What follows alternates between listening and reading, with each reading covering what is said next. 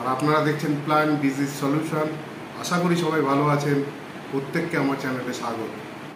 গাছপ্রেমীরা কি ভাবছেন? শহরের ব্যস্ততা, কোলাহল আর এই প্যাচে গরম থেকে মুক্তি পেতে পরিবার নিয়ে একটু ঘুরতে যেতে চান, তাই না? হ্যাঁ, বেশ তো, যান না, ঘুরে আসুন।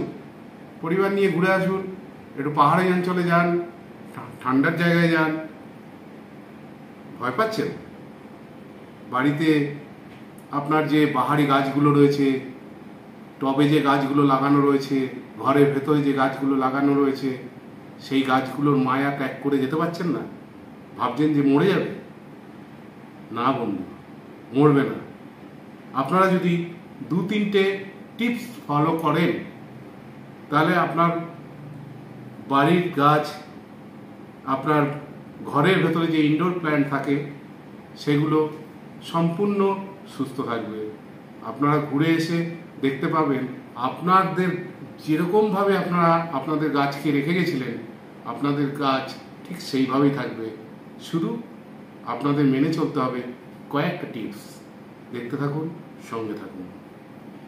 তাহলে আপনাদের প্রথম যেটা করতে হবে সেটা হচ্ছে, আপনার বাড়িতে যে টবগুলো রয়েছে, সেই টবগুলোতে যে আগাছা থাকে, সেই আগাছাগুলোকে ভালো করে আপনাকে পরিষ্কার করতে হবে এবং মাটিগুলোকে একটা নিড়ানি দিয়ে ভালো করে খুঁচিয়ে মাটিগুলোকে ঝরঝরে করে দিতে হবে।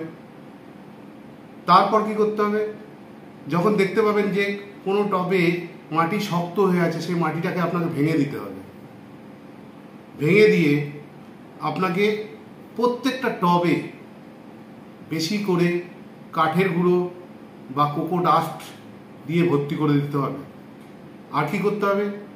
আর একটা করতে হবে, সেটা হচ্ছে গাছের কোনো পাতা যদি মরে যায়, গাছের ডাল যদি কোনো মরে যায়, সেগুলো আপনাকে কাটিং করে বাদ দিয়ে দিতে হবে।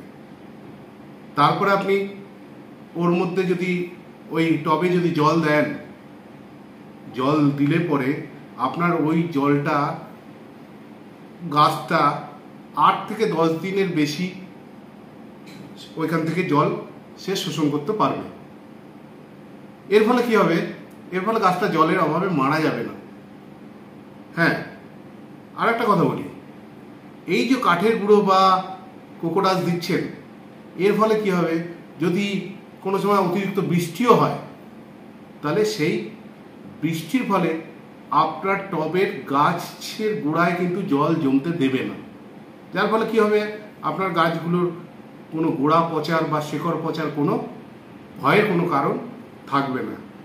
তাই আপনাকে, এটা হচ্ছে ছাদের গাছের কথা বললাম, যে আপনি এইভাবে যদি করতে পারেন, তাহলে আপনি নির্ভাবনায় আপনি আপনার পরিবার নিয়ে 8-10 দিনের জন্য কোথাও ঘুরতে যেতেই পারেন।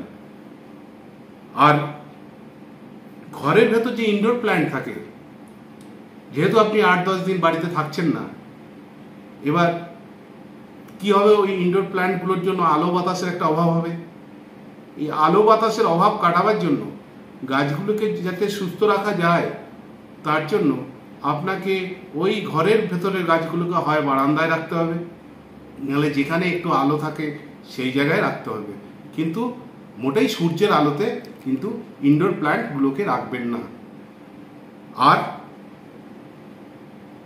আমরা অনেকেই বারান্দাতে লোহার যে রেলিং করে, সেই রেলিংয়ের ওপরে প্লাস্টিকের টব বা মাটির টবে আমরা গাছ ঝুলিয়ে সুন্দরভাবে বারান্দাটাকে সাজাই। এইটাকে আপনাকে করতে হবে কি? আপনাকে ওই বেড়াতে যাবার আগে ওই গাছগুলোকে আপনাকে ওই রেলিং থেকে নামিয়ে আপনাকে ফ্লোরে রেখে দিতে হবে। কেন বললাম এই কথা? না, আপনি তো বাড়িতে থাকছেন না। আর যদি ঝড় বৃষ্টি, ঝড় ঝাপটা হয়, যাতে আপনার গাছগুলো, ওই টবগুলো মাটিতে পড়ে নষ্ট না হয়, সেটাই বললাম। এবার আপনি নির্ভাবনায় আপনি বেরিয়ে যান, দেখবেন, বাড়িতে ফিরে দেখবেন যে আপনার গাছ সুস্থ আছে, সতেজ আছে। এইভাবে একটু পরিচর্যা করুন আর নির্ভাবনায় ঘুরুন, কোনো অসুবিধা নেই। আর একটা কথা বলে রাখি, বেড়াতে যাবার আগে আপনারা এক কাজ করবেন, ছাদের গাছগুলোকে একটু ভালো করে জল স্প্রে করে পাতাগুলোকে ভালো করে ধুয়ে দেবেন।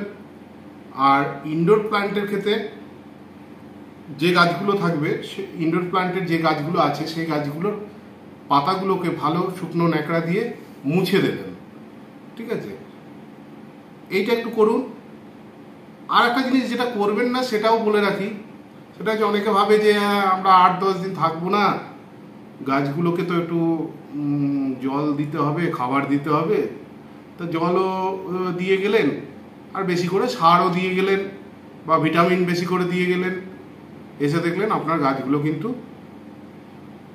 আপনি তো ভাবছেন যে আমি তো জল খাবার সবই দিয়ে এসেছি, কিন্তু এসে দেখছেন গাছগুলো সব মারা গেছে। তাই বন্ধু, আমি একটা কথা বলবো যে জলের অভাবে কিন্তু গাছ মারা যায়, সারের অভাবে কিন্তু গাছ মারা যায় না। তাই ভুল করেও যদি যখন আপনারা 8-10 দিনের জন্য কোনো সময় বেড়াতে যাওয়ার চেষ্টা করেন, জল দেবেন কিন্তু সার দেবেন না, এটাই আপনাদের কাছে অনুরোধ। তাহলেই আপনার গাছ সুস্থ সতেজ থাকবে এবং আপনার যে বছরে একবার পরিবার নিয়ে ঘুরতে যাওয়ার মনোবাসনা সেটাও পূর্ণ হবে। তাহলে আজ এই পর্যন্ত বন্ধু, ভালো থাকবেন সবাই। আশা করি আমার ভিডিওটা ভালো লেগেছে। যদি ভালো লেগে থাকে একটা লাইক শেয়ার কমেন্ট করতে ভুলবেন না। আর আমার চ্যানেলটাকে একটু সাপোর্ট করে আমাকে ভালোবেসে, আমার চ্যানেলটাকে ভালোবেসে আমার চ্যানেলটার পাশে থাকবেন। তাই আপনাদের কাছে করজোরে অনুরোধ যে আমার চ্যানেলটাকে সাবস্ক্রাইব করে বেল আইকনে ক্লিক করে দেবেন। আমি পরবর্তীকালে যখনই গাছের কোনো ভিডিও আপলোড করব আপনাদের কাছে সঙ্গে সঙ্গে নোটিফিকেশন পৌঁছে যাবে। ধন্যবাদ, ভালো থাকবেন সবাই।